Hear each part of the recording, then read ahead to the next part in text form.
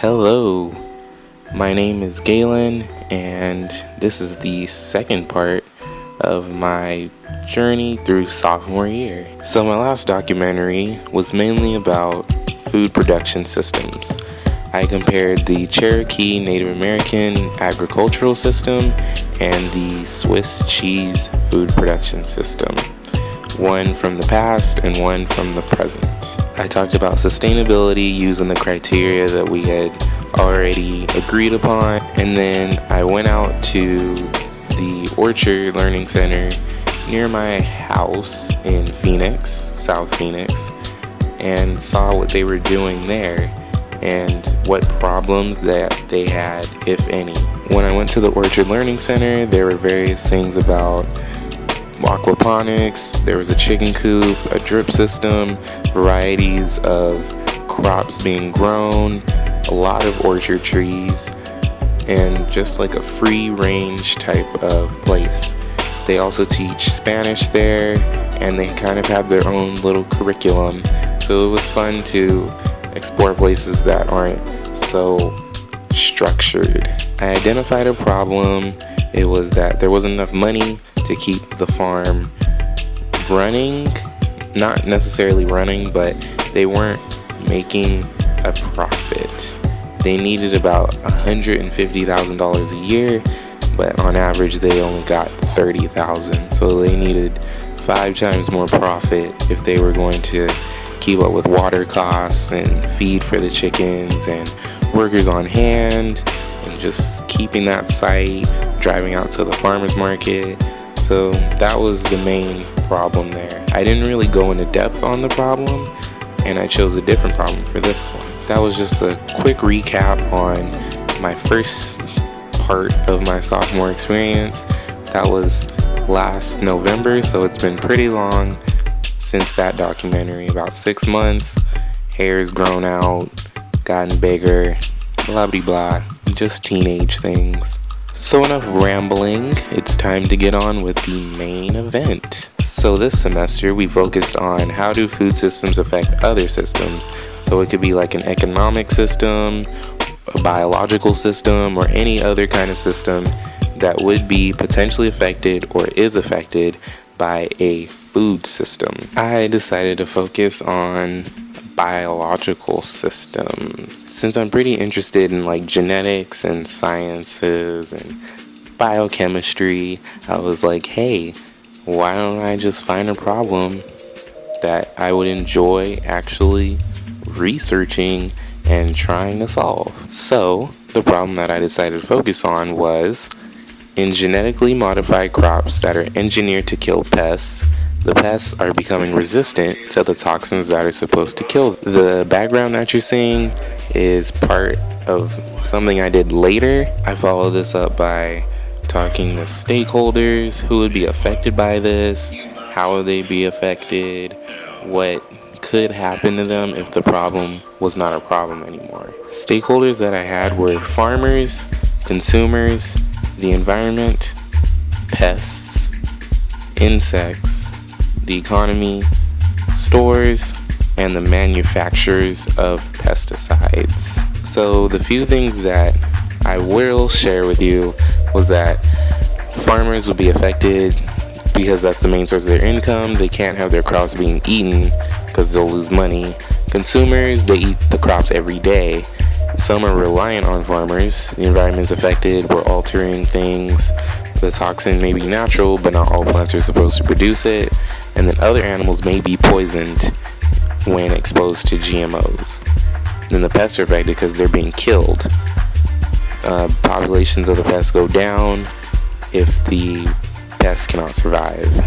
Those are just a few of the stakeholders and reasons they would be affected by this. So then I thought, what could be causing this problem? And that led me into my causes. I had 10 different causes. They were all kind of interlocked with each other, but not really. I can read you a couple of them. My first 3 were pests are evolving to become more resistant to the toxins used in crops. cross resistance is occurring where one toxin becomes less effective as the other toxin is being used more. Farmers do not want to rely on herbicides and pesticides to kill pests due to the cost. I also had to consider, what are the drivers for this? So I can also read the first three that are related to the first three causes. So the first and second cause kind of had a similar driver. It was the pests are evolving to become immune to some of the toxins. And the third driver was farmers want to save money on pesticides and herbicides, even eliminating them completely if they want to keep all of their cash. So then I had to think about, why are these causes? And I did the 5 whys in order to achieve the knowledge that I needed to know. So for the first and second cause, my 5 why was pests are evolving to become immune to some toxins and GMOs because the plants are getting used to the toxin, because the pests have been exposed to the toxin before, because the toxins are used in many GMOs, because the toxin is effective to most pests. I had about 5 whys for all of the causes that I identified. So the next thing was to find out what is already being done to address this problem. So I had to go out and do some research on the internet. Crazy. There is a few things already being done about this. Pests without trait of resistance are replaced with ones that feed on the crops in hopes of them breeding an offspring that will not be resistant. In order to quantify the causes and impacts of this problem, I did it through social, economic, and environmental perspectives, but it can also be done on a personal base, like which one you're most worried about. And I also said it should be based off your problem statement to choose what you should really focus on. So I was able to choose a root cause out of all of the other root causes that I had. So my root cause is, in all major genetically modified crops, such as cotton and corn, modified to produce Bt, a naturally occurring bacteria that produces toxins harmful to insects. Some insects, such as the pink ballworm, are becoming resistant to the Bt strains used. I then needed after that to find out what the world would look like without this problem. So I'll go into detail on one, which was the farmers. So in 5 years, they'd be able to sell more undamaged GMO crops since there aren't anything eating or nesting inside of their crops. New pests may show up that are not insects though. New species of weeds can arise due to there being less insects there to eat the plant. Farmers could be able to create a different environment for their crops. Organic farmers would see their revenues decline more as GMO crops are more readily available since they are less damaged. And farmers could save money as they don't have to spend it on pesticides to kill the pests. I then went into more detail on the next 10 years and 20 years, what would happen to farmers, what would happen to the consumers, what would happen to the environment, pests, economy, stores, and the manufacturers of the pesticides. So in all detail, that is all on my blog. I don't want to spend 20 minutes reading all of them, so just go to my blog if you'd like to read them. So my next step in this was to see what local organizations are already addressing this problem and what I could learn from. So there's a whole bunch of different organizations in Arizona that are doing things similar to GMOs. There's GMO Free Phoenix. There's social protesters meeting up and grouping together to fight against GMOs. AA Farms AZ. It's a farm in Coolidge that sells beef from all natural feed and does not use altered GMO feeds for cattle. And then they gave a whole bunch of reasons why their methods are better. Garden Oracles, it was about companion gardening for various flowers, plants. It's based out of Phoenix and Tucson. Maya's Farm, they were a pesticide-free and companion gardening farm that pledges to do things naturally. Orchard Learning Center, which I've already mentioned and that I already visited in November and again. Arizona Waldorf, or Arizona Marigold School. It's a school that teaches about sustainability, has their own biodynamic farm, and a few other local things. I also looked at some national and global organizations addressing this problem. There's GMO Free Baja Arizona. It's attempting to educate people of Arizona about the effects of GMOs, why not to use them, and why to support organic natural crops. It's kind of like a western United States type of thing. Even though it says by Arizona, they go to Mexico, California, Nevada, Utah, Arizona. There was another one called GMO Dangers. Is the dangers of GMOs, usage from effects of BT and effects of hormones on livestock. There's also the non-GMOproject.org. They were kind of global. They listed effects of GMOs and gave information and ways to avoid them, including stores. And there's also biodynamics. So strategies that I came up with were not completely my original idea that no one had ever came up with or anything of that sort. I based them on things that people were kind of already doing and adjusted them to meet my needs. So I had 6 main strategies. The first one was GMO farming techniques can be altered and combined with organic farming techniques. The second was to completely eliminate GMO farming and just use organic farming techniques. Third was use an entirely different toxin or a different strain of the toxin to reduce potential for resistance. So I quantified these strategies in a large, giant spreadsheet of criteria that was important to me and stakeholders. And I quantified those criteria based on what was most important and what was least important. So the strategy that came out the highest rated was the GMO farming techniques can be altered and combined with organic farming techniques, such as biodynamics, crop rotation, composting, aquaponics, companion gardening, no chemicals, etc., etc. So I teamed up with the principal of Arizona Marigold School near South Mountain. He worked with the labeling of GMOs for 4 years and was happy that he could help me. So we decided that we wanted to meet in person, and I talked to him about how I could put my plan into action. My plan had various stages. It just wasn't like a whole flat one thing that I'm gonna do and then the whole problem will be over. It was more complex than that. So the first stage of my plan was to contact Arizona Marigold School about collaboration and telling them why I was doing this, what I'm doing, what I plan to accomplish, when I plan to accomplish it, and any help they could get me.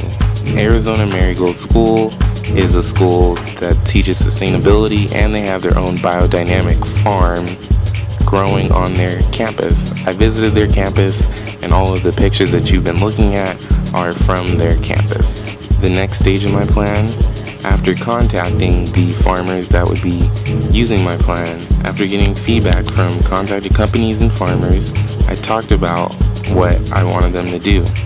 So my idea was to grow cotton and alfalfa plants together to increase predators that would attack the pink ballworm, a common cotton destroying insect.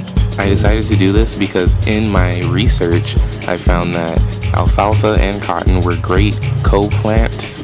They helped each other out, and alfalfa would bring in more organisms such as beetles and bacteria that would be able to kill the pink ballworm without harming the cotton or the alfalfa plant. So the third stage of my plan was to collect data over a series of time about the incidence of pink ballworm at the farm and revise my plan if I needed to. I evaluated how my plan was working based on any changes, such as how the farm was responding to my plan, what they already saw in their farms compared to what they saw now, any quantifiable data, which would be the reduced amount of insects that they could potentially see in their crops, the insect that is the pink ballworm, and if any damage continued to go on their cotton plant. So I did collect some data from the farm that did implement my plan.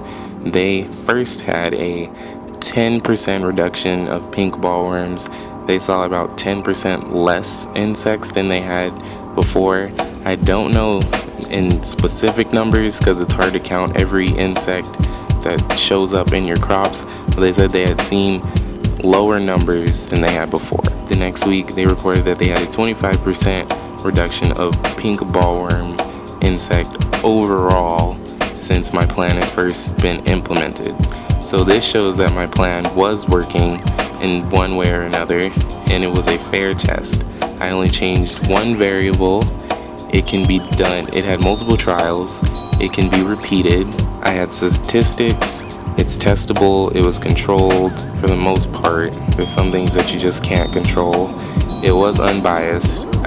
You could use the same method, same equipment, procedures. It had a description. I used resources, data, and background knowledge. So these are all things that need to go into a fair test in order to see if my plan was working. I was successful in addressing the root cause of the problem that I identified in step 1. As a reminder, my root cause was in all major genetically modified crops such as cotton and corn modified to produce Bt, a naturally occurring bacteria that produces toxins harmful to insects. Some insects, such as the pink bollworm, are becoming resistant to the Bt strains used. My evidence that I was successful in addressing this root cause came from my plan and the reduction of the pink bollworm that the farm in northern Phoenix had seen. The 25% reduction of pink bollworm in only 2 weeks since the alfalfa was co-planted with their cotton showed that the fair test that I had conducted was working, and I can redo this in the future and it would work again unless something had changed. I conducted this fair test based on some background knowledge and previous research that I had done. So some background knowledge was the companion gardening that we did. My group that grew onions, carrots, radishes, and lettuce, we saw no invasive insects eating our plants. We had researched what plants would go good with what insects would be deterred, and I applied that knowledge here in order to see what would prevent the pink bollworm from showing up in cotton plants. So some reasoning that I used was that when you change the environment, some things that do not have necessary traits will not survive. Populations will not thrive if the next generation keeps getting killed or eradicated, which was happening to the pink bollworm. So my next steps with my involvement is to get back to the principal of AZ Marigold School about how my plan went. He wanted to know, and since he was such a big part of it, I feel compelled that I should tell him what happened and what worked and what didn't.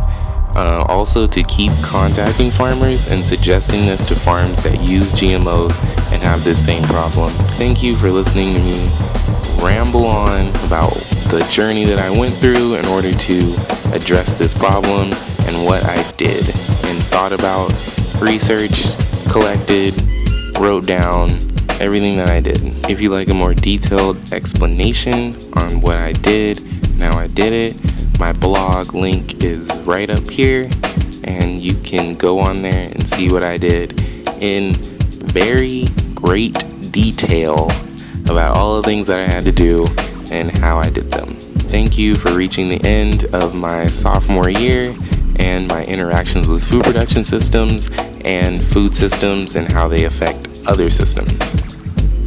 Later.